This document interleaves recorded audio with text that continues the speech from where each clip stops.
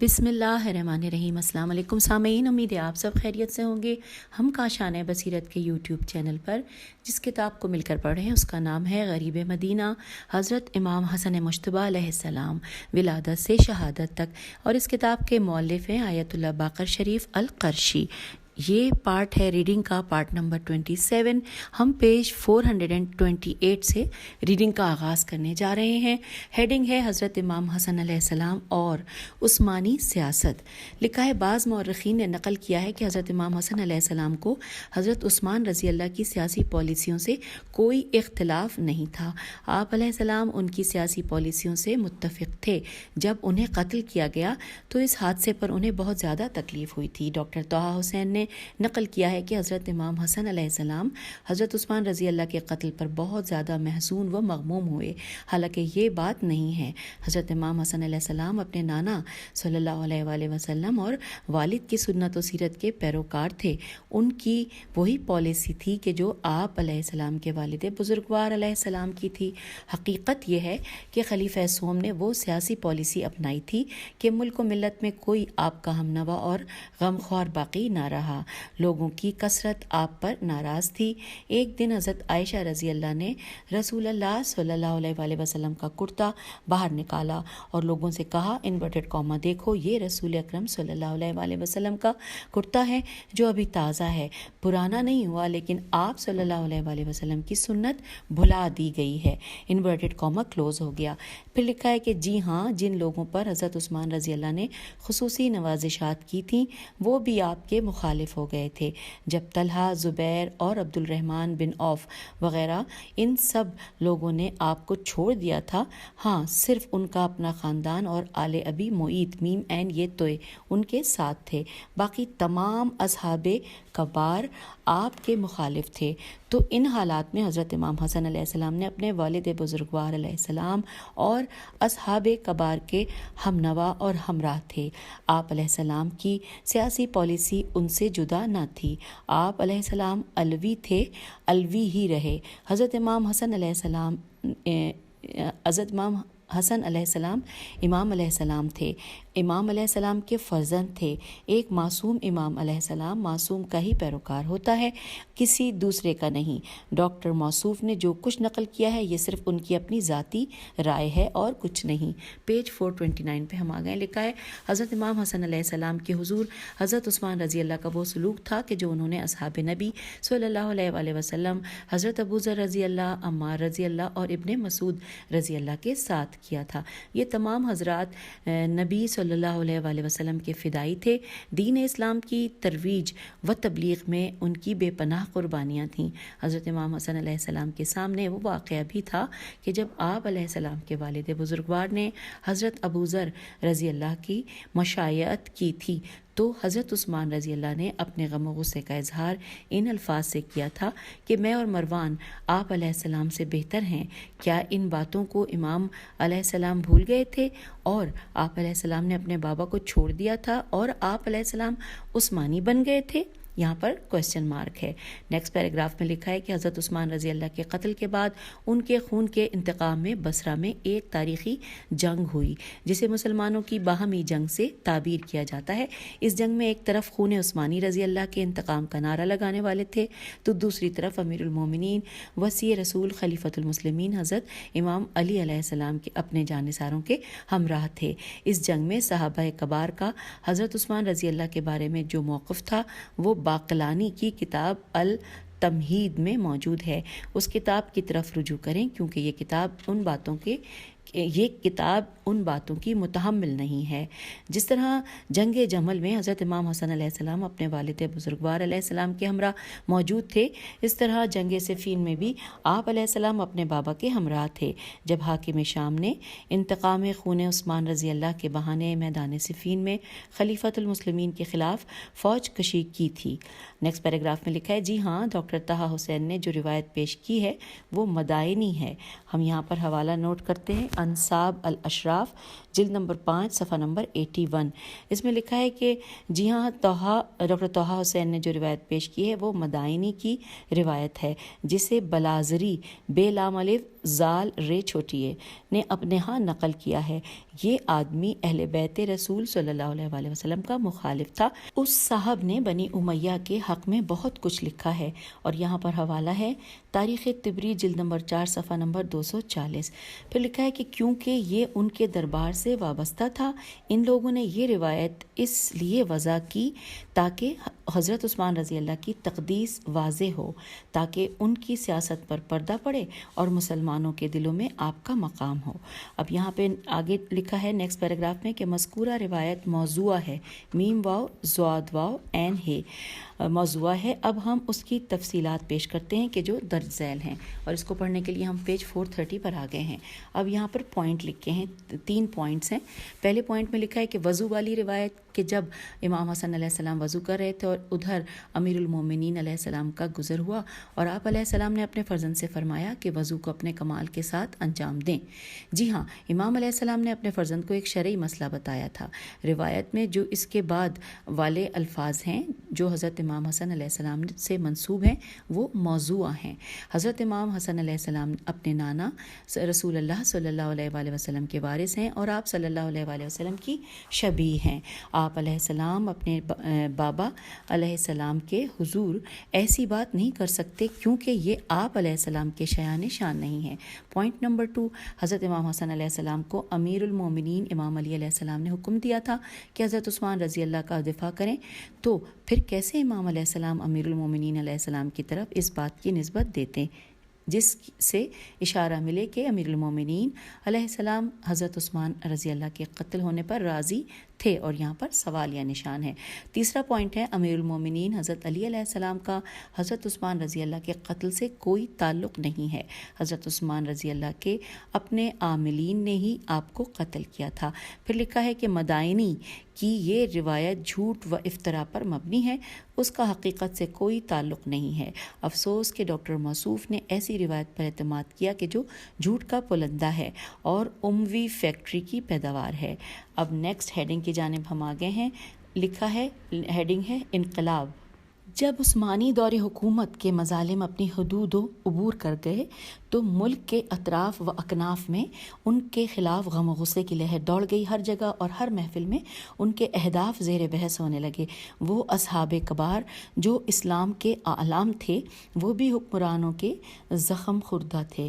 مروان اور اموی نوجوان جو صاحب اختیار و اقتدار تھے، حکومت اور عوام ان کے ہاتھوں میں مثل کھلونا تھے۔ وہ امت کے ساتھ ایک کھیل کھیل رہے تھے۔ رافت و رحمت اور شرافت نام کی کوئی چیز ان کی لغت میں نہ تھی۔ بزرگ صحابہ اور ارباب حل و عقد جمع ہوئے، مذاکرات کیے۔ انہوں نے ملک کے اطراف و اکناف میں خطوط لکھے کہ وہ سب جمع ہوں اور وہ مسلمانوں کو ان ظالم حکمرانوں سے نجات دلائیں۔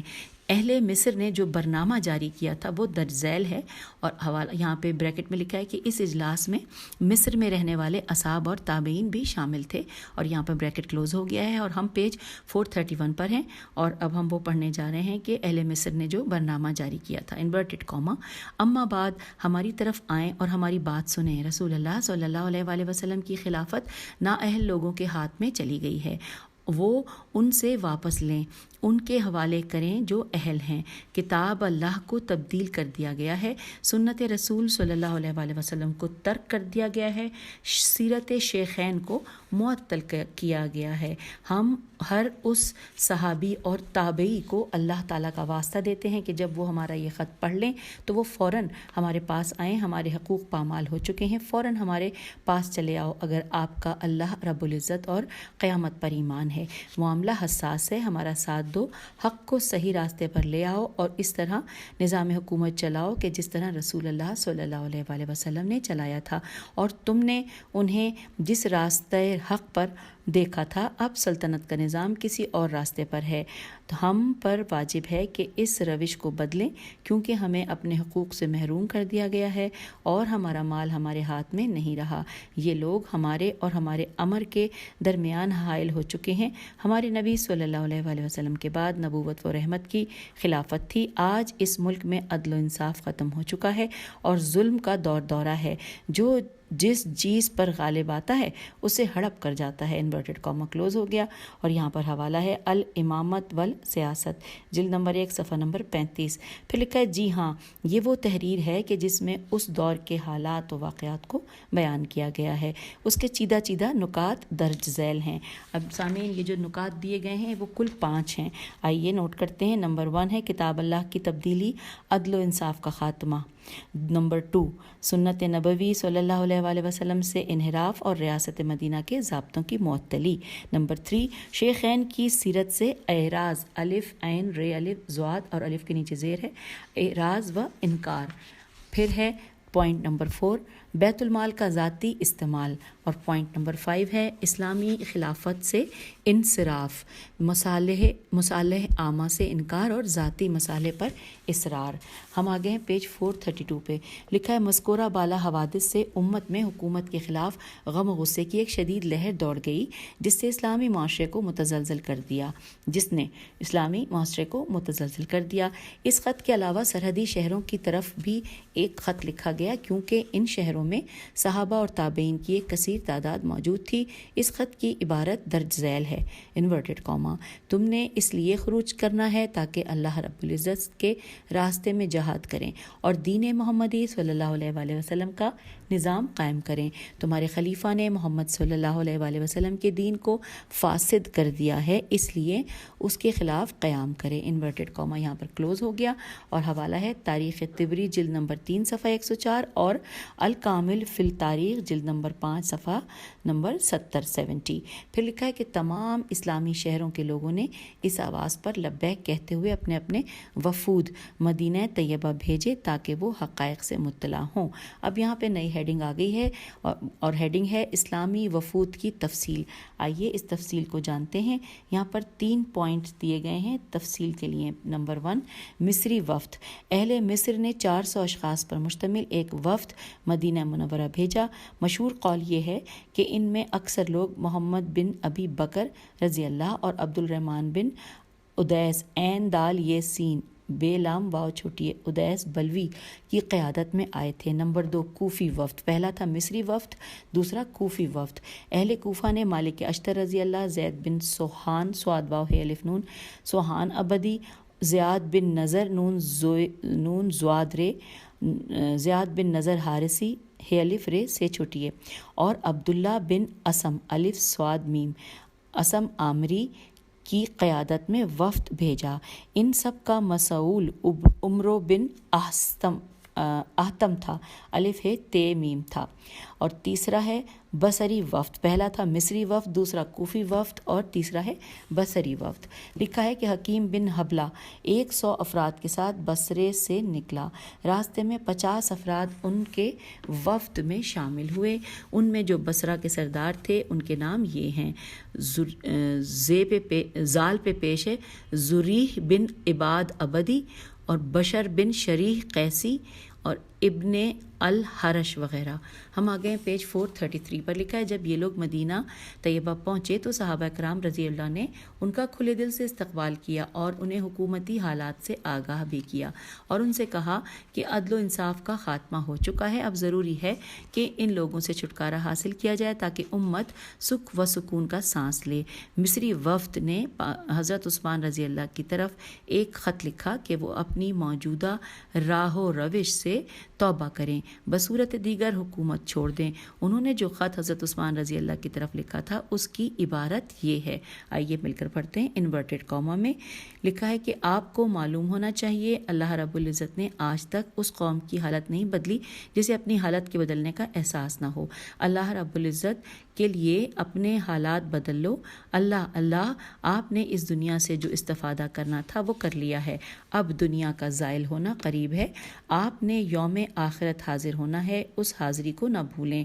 آپ اس آپ اس بات کو جان لیں، ہم اللہ رب العزت کے لیے یہاں آئے ہیں، ہمارا یہ غصہ اپنی ذات کے لیے نہیں ہے، اللہ تعالیٰ کے لیے ہے، ہماری خوشی اللہ تعالیٰ کی خوشی میں ہے، ہم اس وقت تک مسلح رہیں گے جب تک آپ واضح طور پر توبہ نہیں کر لیتے اور اپنی کمزوریوں کو اپنے سے رفع دفع نہیں کرتے۔ ہماری یہ گفتگو صرف اور صرف آپ کے لیے ہے، یہ ہمارا فیصلہ ہے، واللہ پھر تمام ذمہ داریاں آپ کی ذات سے مربوط رہیں گی۔ وسلام انورٹڈ کاما کلوز ہو گیا، اور یہ حوالہ ہے، حوالہ جات نوٹ کر لیجئے، تاریخ طبری جلد نمبر 3 صفحہ نمبر 403 اور انصاب الاشراف جلد نمبر 5 صفحہ نمبر 64 اور 65۔ یہ مکمل ہوا، آگے چلتے ہیں۔ لکھا ہے مصری وفد کا قاصد خائب و خاسر واپس آیا، خیلف حمزہ بے اور خیلف سین ر، لکھا ہے خائب و خاسر واپس آیا۔ ادھر حضرت عثمان رضی اللہ نے عمرو بن عاص کو اپنے ہاں بلایا اور ان سے کہا کہ وہ ان لوگوں سے بات کرے۔ عمرو عاص لوگوں کے پاس آیا اور اس نے اس سلام کیا، حاضرین نے اس کے سلام کا جواب دیا اور اس سے کہا کہ اے دشمن خدا واپس چلا جا، اے ابن نابغہ واپس جا، تو ہمارے نزدیک امین ہے اور نہ مامون۔ ہم آ گئے ہیں سامعین پیج 434 پر۔ نیکسٹ پیراگراف میں لکھا ہے کہ جب حضرت عثمان رضی اللہ نے حالات کو بگڑتے ہوئے دیکھا تو آپ نے حضرت علی علیہ السلام کی طرف رجوع کیا کہ اب صرف امام علیہ السلام ہی ان کا دفاع کر سکتے ہیں۔ انہوں نے امام علیہ السلام کو اپنی مدد کے لیے بلایا کہ آپ اس قوم سے کہیں کہ اب فیصلہ کتاب اللہ اور سنت نبوی کے مطابق ہوگا۔ جانشین رسول صلی اللہ علیہ وآلہ وسلم مرکز امامت و ولایت نے حضرت عثمان رضی اللہ کی بات اس صورت میں قبول کی کہ وہ اپنے عہد کا ایفا کریں گے۔ حضرت عثمان رضی اللہ نے اس بات کو قبول کیا کہ وہ ہر صورت اپنے عہد پر قائم رہیں گے اور بے وفائی نہیں کریں گے۔ حضرت علی علیہ السلام لوگوں کے پاس تشریف لائے تو حاضرین نے پوچھا آپ علیہ السلام کس لیے تشریف لائے ہیں؟ آپ نے فرمایا کہ حضرت عثمان رضی اللہ سے بات ہو گئی ہے، وہ آپ لوگوں کے تمام مطالبات ماننے پر تیار ہو گئے ہیں۔ حاضرین بولے کیا آپ علیہ السلام اس کی ضمانت دیں گے؟ امام علیہ السلام نے فرمایا جی ہاں میں ضامن ہوں۔ حاضرین نے جواب دیا ہم راضی ہیں۔ اس مجمع سے ذمہ داران اٹھے اور وہ حضرت علی علیہ السلام کی قیادت میں حضرت عثمان کے پاس گئے۔ ان لوگوں نے حضرت عثمان رضی اللہ کے سامنے ان کے عاملین کے حالات رکھے اور ان کی برائیاں بیان کی۔ پھر انہوں نے حضرت عثمان رضی اللہ سے مطالبہ کیا کہ وہ ایک عہد نامہ لکھیں جس میں اقرار کریں کہ وہ کتاب اللہ اور سنت نبوی پر عمل کریں گے اور بیت المال دونوں کا حق سمجھتے ہوئے اس میں کسی قسم کا ذاتی تصرف نہیں کریں گے۔ آگے لکھا ہے کہ حضرت عثمان رضی اللہ نے ان کا یہ مطالبہ منظور کرتے ہوئے ایک تحریر لکھ دی۔ آئیے مل کر تحریر پڑھتے ہیں، انورٹڈ کاما۔ یہ عہد نامہ اللہ تعالیٰ کے بندے عثمان امیر المومنین کی طرف سے ان اہل ایمان کے نام ہے کہ جو ان کی حکومتی پالیسیوں سے ناراض ہیں۔ میں عہد کرتا ہوں کہ میں کتاب اللہ اور سنت نبوی صلی اللہ علیہ وآلہ وسلم پر عمل کروں گا۔ اب محروم کو عطا کیا جائے گا، خوف زدہ محفوظ جلا وطن واپس اپنے وطن آئے گا۔ اب کسی سے کوئی زیادتی نہیں ہوگی، بیت المال پر مسلمانوں کا تصرف رہے گا، حکومت اسے اپنی ذات پر استعمال نہیں کرے گی۔ اس بات کے ضامن علی علیہ السلام ابن ابی طالب علیہ السلام ہیں۔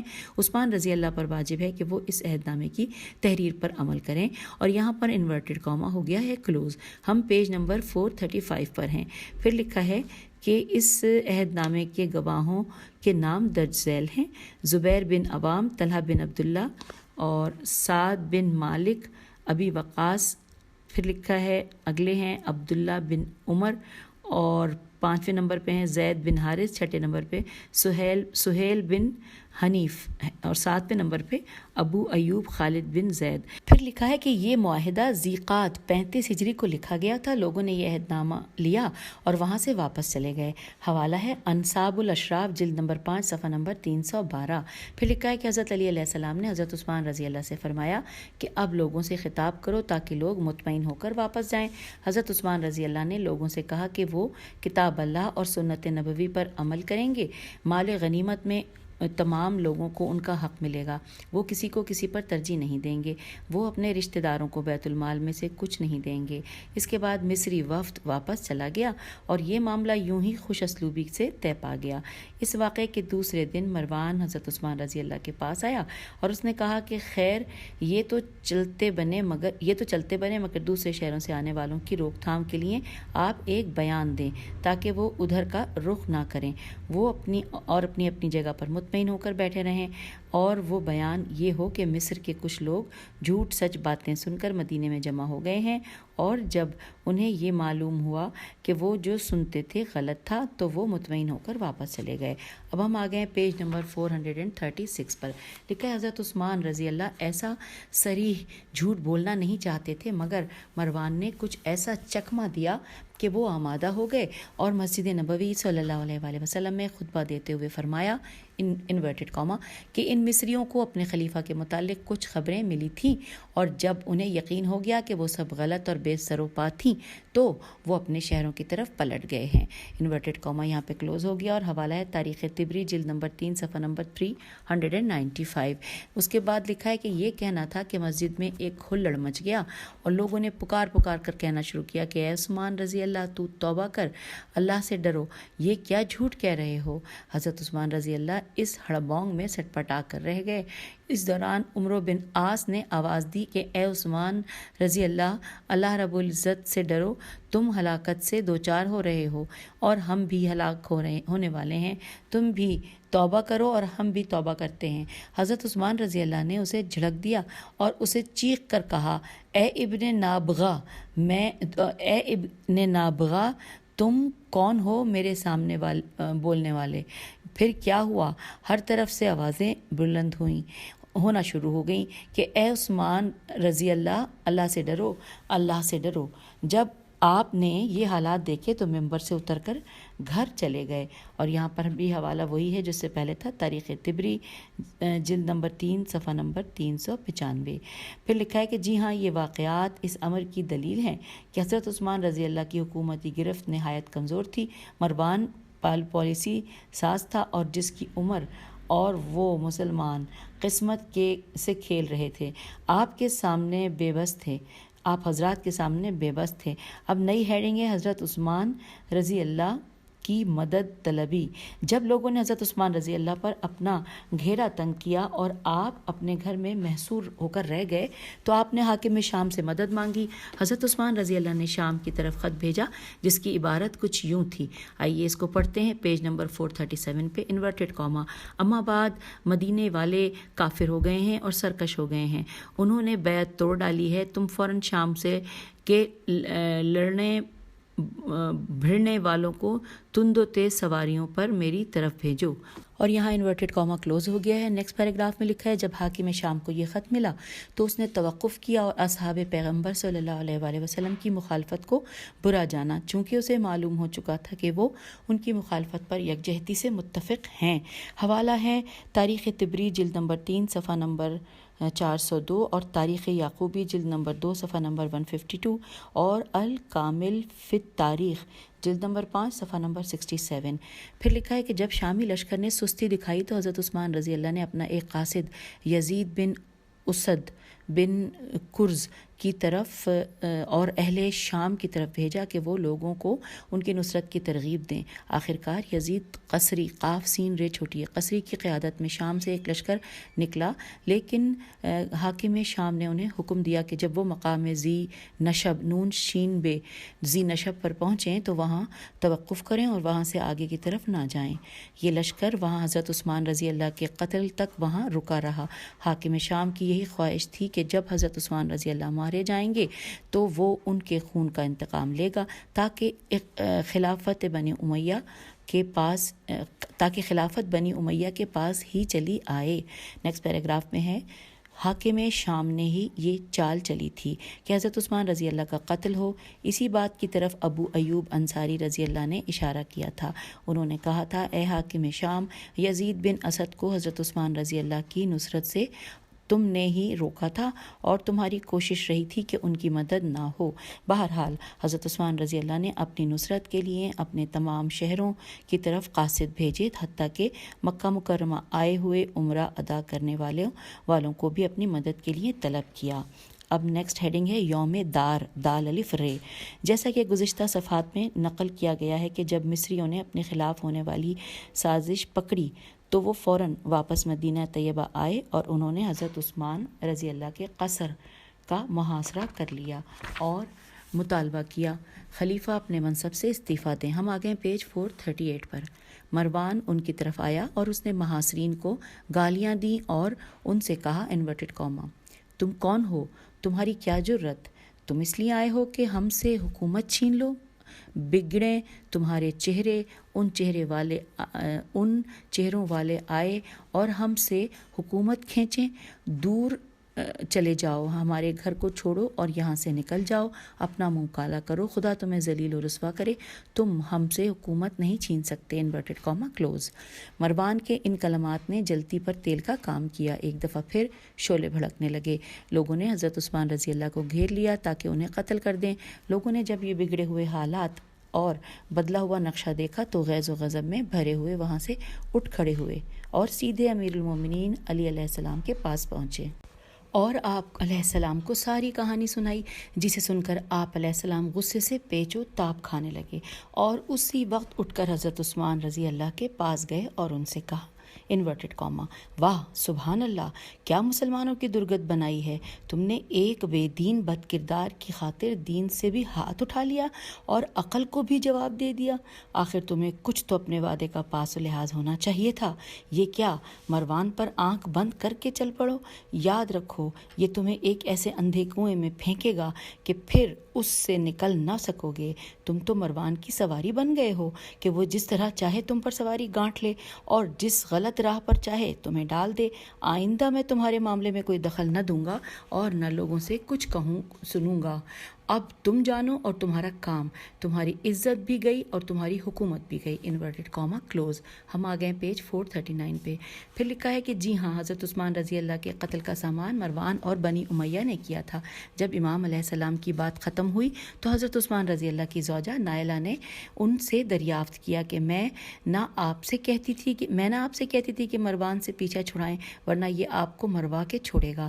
پھر امویوں نے کہا کہ واللہ تم نے انہیں قتل کروانا ہے اور ان کے بچوں کو یتیم کرانا ہے۔ نائلہ نے حضرت عثمان رضی اللہ کو نصیحت کی کہ مروان کی کوئی بات نہ مانے، لیکن آپ کمزور ارادوں کے مالک تھے، مروان اور بنی امیہ آپ پر غالب تھے، وہ اپنی بات منواتے تھے۔ اب ان حالات میں آپ کے لیے ضروری تھا کہ استعفیٰ دیں اور اپنی جان بچائیں، لیکن مروان نے آپ سے کہا اللہ تعالیٰ نے ہی آپ کو لباس خلافت پہنایا ہے، اسے نہ اتاریں۔ لیکن حقیقت یہ ہے کہ حضرت عثمان رضی اللہ کو یہ لباس حضرت عمر رضی اللہ نے دیا تھا اور عبد الرحمن بن عوف نے انہیں پہنایا تھا۔ بہرحال انقلابی آگ شعلہ ور ہو چکی تھی اور اس کے شعلے آسمان سے باتیں کر رہے تھے۔ انقلابی شعلوں نے حضرت عثمان رضی اللہ کی طرف رخ کیا تاکہ ان کا کام تمام ہو جائے۔ طلحہ نے آپ پر پانی بند کر دیا۔ حضرت عثمان رضی اللہ اب محصور ہو چکے تھے۔ اب ہیڈنگ لکھی ہے حضرت امام حسن علیہ السلام کا موقف۔ لکھا ہے مورخین نے لکھا ہے کہ جب حضرت امام حسن علیہ السلام اپنے والد بزرگوار علیہ السلام کے حکم پر حضرت عثمان کی حفاظت پر مامور تھے، جب انقلابی حضرت عثمان رضی اللہ کے محافظوں پر تیر برسا رہے تھے تو ان تیروں سے آپ علیہ السلام بھی زخمی ہوئے تھے۔ جی ہاں، تمام صحابہ چاہے وہ مدینہ منورہ کے رہنے والے تھے یا کسی اور مقام کے، وہ سب اموی حکومت سے جان چھڑانا چاہتے تھے۔ حضرت عثمان رضی اللہ کے جہاں ان کی حمایت میں ان کے خاندان کے لوگ تھے، وہاں حاکم شام موجود نہیں تھا۔ اس معاملے میں حضرت امام حسن علیہ السلام اپنے والد بزرگوار اور صحابہ کرام کی پیروی میں تھے۔ ہم آ گئے پیج 440 پہ۔ علامہ محقق امینی رحمۃ اللہ نے الغدیر میں اس موضوع پر مفصل بحث کی ہے۔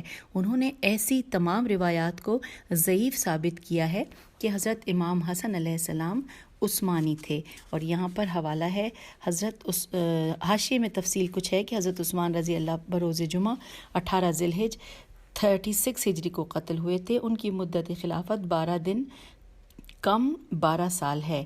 بوقت قتل ان کی عمر 82 سال تھی۔ یہاں پر اس تفصیل کو حاشیے میں سے جاننے کے بعد اب آگے ہیں آگے پڑھنے کے لیے، اور یہاں اس صفحے پر ہے ہیڈنگ ہے انقلابیوں کا آخری ہدف۔ لکھا ہے کہ انقلابیوں نے فیصلہ کیا کہ اب ہر صورت حضرت عثمان رضی اللہ کو وہ قتل کریں گے۔ اس امر میں حضرت ابوبکر رضی اللہ کے فرزند محمد رضی اللہ آگے آگے تھے۔ وہ آپ پر حملہ آور ہوئے اور کہا، آپ کا دین کیا ہے؟ آخر آپ قتل کر دیے گئے۔ تفصیل کے لیے اس کتاب کا دامن کوتاہ ہے، مبسوط کتابوں کی طرف رجوع کریں۔ آخرکار حضرت عثمان رضی اللہ کو حسن کوکب میں دفن کر دیا گیا، اور یہاں پر حوالہ ہے مدینہ منورہ کا ایک باغ ہے یہ کہ جہاں اہل کتاب دفن ہوتے تھے۔ بس یہ حاشیے میں اس کے بارے میں لکھا ہے۔ اب آئیے آگے چلتے ہیں۔ لکھا ہے جی ہاں، امت نے حضرت عثمان رضی اللہ کے دور حکومت میں بہت زیادہ درد و اندوہ دیکھے۔ ان کا دور امت کے ابتلا و آزمائش کا دور تھا۔ ان کے قتل کے بعد امت کے درمیان اختلاف کا ایک اور دور شروع ہوا جس نے ملک و ملت میں انتشار پیدا کیا۔ یہی وجہ ہے کہ جب امیر المومنین حضرت علی علیہ السلام نے حکومت سنبھالی تو ہر طرف فتنہ و فساد کی تند و تیز آندھیوں نے ملت اسلامیہ کو اپنی لپیٹ میں لے لیا، اور امن و آشتی کا ماحول آلودگیوں سے دوچار ہو گیا۔ پھر یہ دور حضرت امام حسن علیہ السلام کی ولایت و امامت سے ٹکرایا اور مزید حالات میں خرابی پیدا ہوئی۔ ہم آئندہ صفحات میں ان واقعات کو تفصیل سے پیش کریں گے۔ اس مقام پر حضرت عثمان رضی اللہ کے دور حکومت کے باب کو ختم کرتے ہیں۔ ہم نے ان کے اس دور پر طویل بحث کی ہے تاکہ محترم قاری کو ان کے اس سیاسی دور سے آگاہی ہو اور پھر اسے امام حسن علیہ السلام کے اختلافی امور کے اسباب کا پتہ چلے۔ جی ہاں، یہ وہ تاریخی ادوار ہیں کہ جن میں ملک کے اطراف و اکناف فسادات سے دوچار ہوئے اور امویوں نے امت کے سیاسی نظام میں دخول کیا اور انہوں نے اپنی حکومت کے حصول کے سامان جمع کیے۔ ہم پیج 441 پہ آگے ہیں۔ لکھا ہے کہ ہم نے اپنی اس بحث میں ڈاکٹر طہ حسین کے موقف کو غلط ثابت کیا ہے۔ جن لوگوں نے حضرت عثمان رضی اللہ کو راستے سے ہٹایا تھا وہ مدینہ منورہ میں رہنے والے صحابہ رسول رضی اللہ تھے۔ مصر، کوفہ اور بصرہ کے لوگ اپنی شکایات لائے تھے کہ خلیفہ کے گورنر ظالم لوگ ہیں، وہ انہیں معزول کریں اور ان کی جگہ پر عادل عامل لائیں۔ یہ تمام مسلمان تھے اور اسلام سے مخلص تھے، وہ حق کا بول بالا چاہتے تھے، انہیں کسی سے کوئی ذاتی اناد نہ تھا۔ اس زمانے کے مورخین نے تاریخ کو مسخ کرنے کی کوشش کی، لیکن حق حق ہوتا ہے اور وہ نتھر کر سامنے آتا ہے۔ لیکن ان مورخین کے متوازی وہ لوگ بھی تھے جو حکومتی درباروں سے وابستہ نہیں تھے۔ انہوں نے جس طرح حقائق دیکھے اس طرح اپنے ہاں نقل کیے، جن کی روشنی میں آج آسانی کے ساتھ فیصلہ کیا جا سکتا ہے۔ ہم نے ان واقعات کو نہایت ہی دقت اور امانت کے ساتھ پیش کیا ہے تاکہ متلاشیان حق کے لیے آسانیاں پیدا ہوں۔ اور یوں یہاں پر یہ چیپٹر ختم ہو گیا پیج 441 پر، اور اب ہم نے جو نیا صفحہ کھولا ہے اس پورے صفحے یعنی پیج 442 پہ لکھا ہے حضرت امام حسن علیہ السلام حضرت علی علیہ السلام کے دور حکومت میں، اور یہ پورا چیپٹر یہاں سے آغاز ہوا ہے اور اس کو ہم پڑھنے کا آغاز کرتے ہیں۔ لیکن جو پراپر ریڈنگ ہے وہ پیج 443 سے شروع ہوئی ہے، اور یہاں پر ہیڈنگ ہے الوی دور حکومت۔ جمہور مسلمانوں نے حضرت علی علیہ السلام کی حکومت و ولایت کا مسرت و انبساط کے ساتھ استقبال کیا، کیونکہ ان کی آرزوئیں اور امیدیں پوری ہوئی تھیں۔ انہیں یقین تھا کہ آپ علیہ السلام وہی حریت و آزادی کا ماحول واپس لائیں گے جو ان سے چھینا گیا تھا۔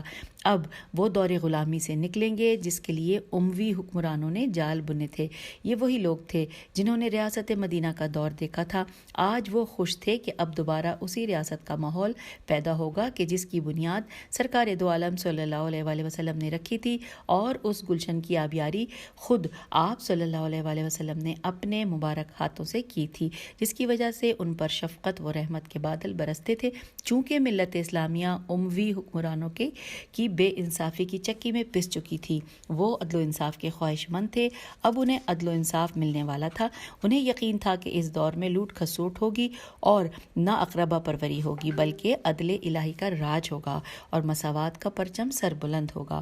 امن و آشتی کے اس ماحول میں مملکت اسلامیہ جنت نظیر بن جائے گی۔ امت پچھلے ادوار طبقاتی تقسیم سے گزر چکی تھی۔ اسلام چونکہ اخوت اور مساوات کا داعی ہے، امت نے دیکھا کہ اب زمام اقتدار اس ہستی کے ہاتھ میں ہے کہ جو مجسم عدل الہی اور آثار نبوت ہے۔ اب ہم اپنے قارئین کرام کے سامنے وہ اہم تاریخی واقعات پیش کرنے والے ہیں کہ جن کے نقل کیے بغیر بات نہیں بنتی۔ آئیے دیکھتے ہیں کہ جانشین رسول صلی اللہ علیہ وآلہ وسلم کی بیعت کس طرح سے ہوئی تھی۔ اب یہاں پہ لکھا ہے ہیڈنگ بیعت علی۔ حضرت عثمان رضی اللہ کے قتل کے موقع پر مدینہ منورہ میں لوگوں کا ایک بڑا ہجوم موجود تھا، جس میں مہاجرین اور انصار کی ایک بڑی تعداد موجود تھی۔ مدینہ طیبہ کی انقلابی قیادت اور ان کی ہمراہی سب موجود تھے۔ صحابہ کی تاریخ کے دو بڑے کردار حضرات طلحہ و زبیر بھی موجود تھے۔ پیج 444۔ ایک جم غفیر علی حیدر کرار کے دروازے پر آیا۔ امام وقت علیہ السلام اپنے خانہ اقدس میں گوشہ نشین تھے۔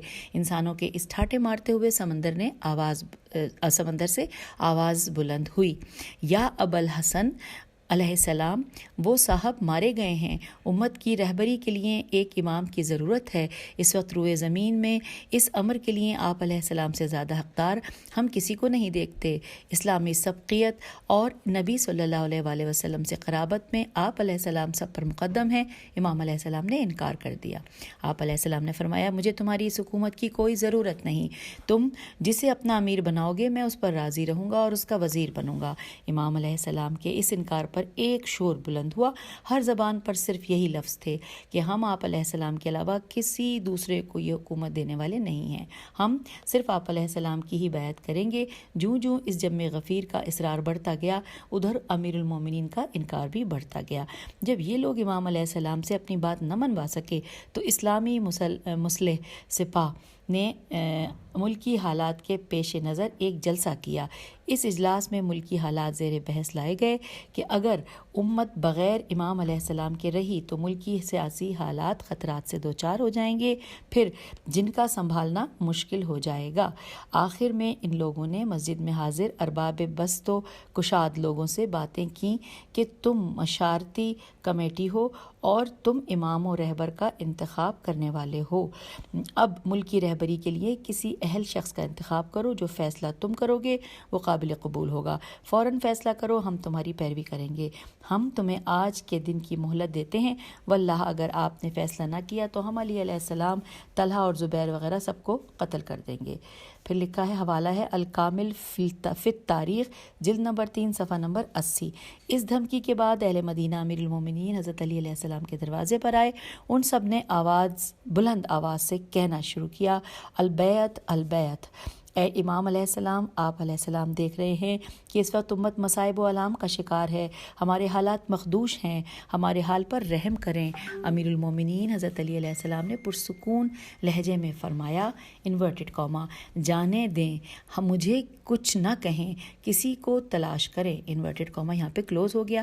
ہم آ گئے پیج 445 پہ۔ لکھا ہے، امام علیہ السلام نے کیوں انکار کیا؟ اس کی وجوہات آپ علیہ السلام نے کچھ اس طرح بیان فرمائی ہیں کہ آپ علیہ السلام نے فرمایا کہ اے لوگو، بہتر یہ ہے کہ تم میرے علاوہ کسی اور کو خلیفہ بنا لو، کیونکہ ہمیں روز بروز ایسے نئے واقعات پیش آ رہے ہیں کہ جن میں نہ تو دل ثابت قدم رہ سکتے ہیں اور نہ عقلیں قائم رہ سکتی ہیں۔ حوالہ ہے تاریخ طبری، جلد نمبر 3 صفحہ نمبر 456، بہار الانوار جلد نمبر 32 صفحہ نمبر 8 اور اعیان الشیعہ جلد نمبر 1 صفحہ نمبر 444۔